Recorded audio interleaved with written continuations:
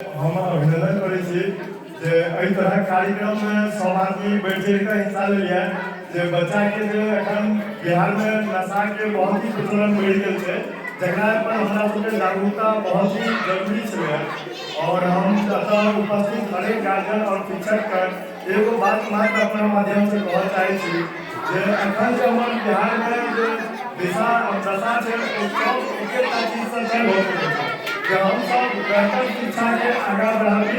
और शिक्षा स्तर के मजबूत करी। कोई के हमरा यहाँ देखे जाए तो हम सोशल मीडिया के माध्यम से भी हरदम स्वास्थ्य और शिक्षा रोजगार के बात करै छै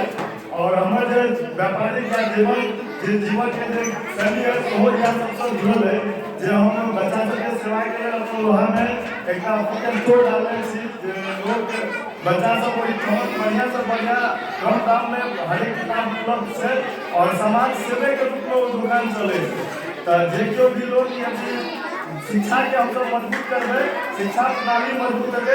बेहतर आदर्श समाज के हम सब स्थापित कर देबे है हमरा सबके शिक्षा के आगे लेके जाए के छै और जे बच्चा सब आइ काल्हि शिक्षा नशा के प्रचलन जे बढ़ि रहल छै ओहि पर समाज में बहुत हद तक हमरा सबके रोक लगेबा